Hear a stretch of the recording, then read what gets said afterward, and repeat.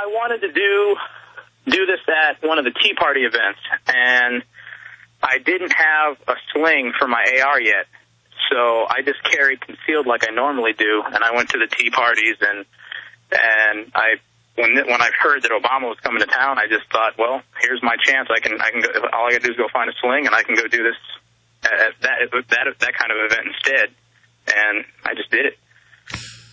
Well, you know, that's another huge point you make. People are already walking around with concealed everywhere. What is it so scary about it in the open? Under our common law, it was a weapon concealed that people freaked out about. Back when we were truly free, people freaked out over a hidden weapon, not one out in the open, because crooks, bad guys, highwaymen, freebooters carried it hidden. Free men, good guys, carried them in the open. Stay with us. This is amazing information with Chris. He's quite a hero to the Second Amendment. This is Alex Jones. Have you heard of the Millionaire Patriot? Well, you should. He has a free handgun and 5 days of firearms training waiting for you. That's right. You can attend 5 days of world-class gun training at Front Sight Firearms Training Institute and secure a 30-state concealed weapons permit, all for pennies on the dollar. Plus, if you act fast, the Millionaire Patriot will give you a free Springfield Armory XD pistol in the caliber of your choice. I believe now is the time that you and your family need to be armed and trained to levels that exceed law enforcement and military standards.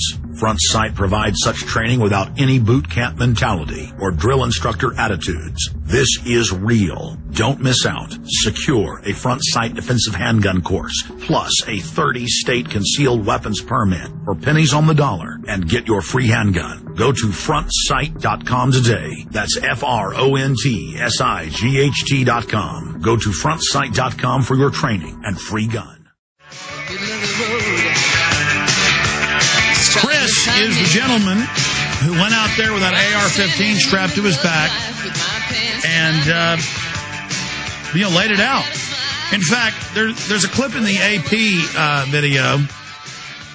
It's actually in one of the YouTube videos where a lady comes over and says, "I'm offended. That makes me uncomfortable. Your gun." Can you repeat here what you said to her and then elaborate on that? Because I think that really illustrates it beautifully.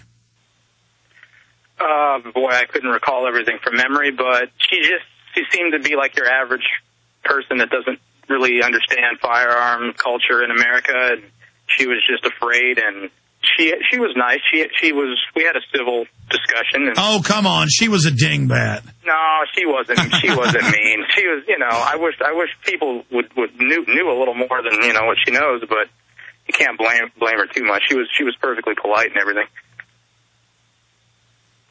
Well, she came over and said, "That makes me uncomfortable." And you said, "Well, there was a time when the color of my skin would make you uncomfortable." And I think that really shut her up. Yeah, a little bit. I think people need to come to terms with some fears in life. If you have freedom in this country, there's going to be danger that goes along with it, and you got to just learn how to deal with that. You can't just become hysterical about it and freak out. And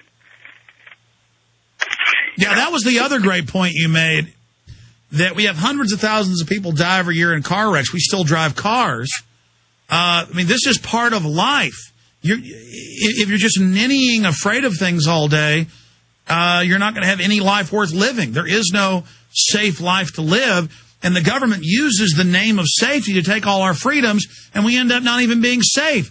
The cities that have the gun control, in fact, that one lady's like, "Well, you can't have a gun in D.C., and you're like, "Yeah, and they got the highest crime rate, lady." Yeah. Yeah. But listen, go ahead.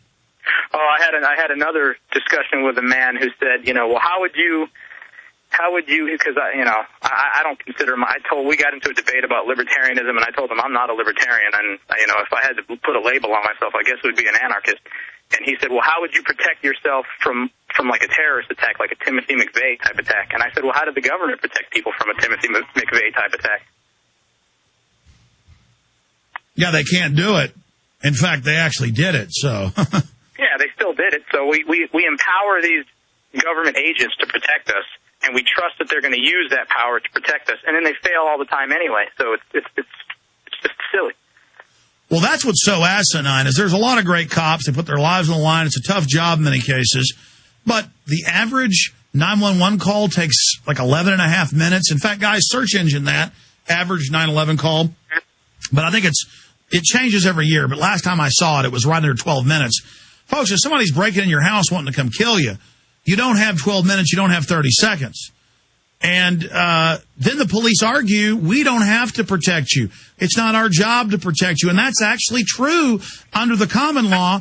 They are to respond after a crime has been committed to bring the people to justice before a jury of their peers. The police are hired by us to bring the criminal to us because we will sit in judgment as the sovereigns. Your comments on that, Chris? I'm sorry. I kind of, something distracted me here. I didn't hear that last part. I understand you got somebody talking to you. Look, specifically, you were pretty wound up when you were out there. I mean, not a lot, but compared to now, you were wound up. Relax, my friend. Tell us your bottom line. Was it empowering? Yeah, it was empowering and it was inspirational too, just to realize, that I could still do this in America. That here's a country where you can go, you can go right up to the tyrant's front door, wherever he is, and, stand there with your weapon and not get stomped out. It was kind of inspirational. Well, what did Frederick Douglass say? To paraphrase, he said, rights are not given, they're taken. And, exactly. And that's what this comes down to, is that if we act like a bunch of little cowards, we're going to be bent over a barrel, and the establishment's going to have their way with us. We must stand up to bullies, or we do get enslaved. And the poor people that want to be cowardly slaves, they think lying down to corruption keeps them safe.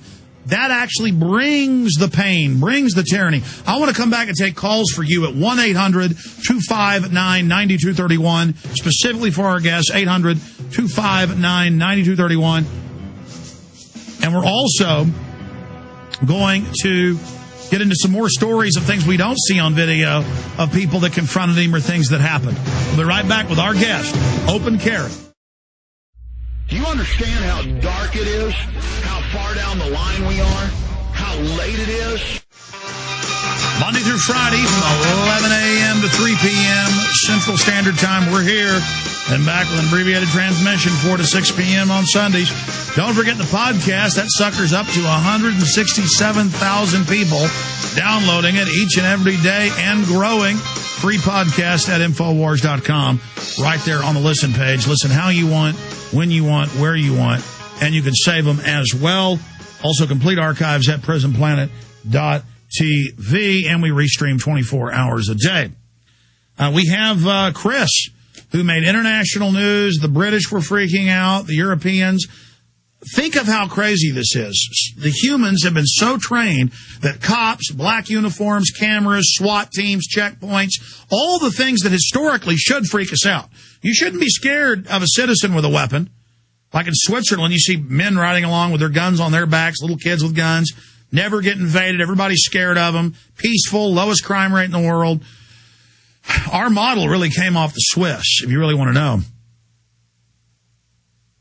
They are just so afraid because we've been gelded. It's like a nation of, and they're like, it's so scary. People are posting Obama posters. Look at the Hayes County Free Press. It's a good newspaper. Pretty good newspaper. In Hayes County, this is a place, it's a CPS happy hunting ground down there, kidnapping kids. But the newspaper says freedom of hate speech. I'm being a little sarcastic about it being a pretty good newspaper, but the point is, this is right south of Austin, and it says, area resident Chuck Luttrick is a Republican, but he says he's outraged and sickened by the flyers stuck to telephone poles around Kyle depicting President Obama's face distorted into a gruesome Joker mask with the words socialism and fascism underneath. This is appalling, Luttrick said. I serve in the military. That's my commander-in-chief. That's your commander-in-chief? Well, it's our right and duty to criticize your commander.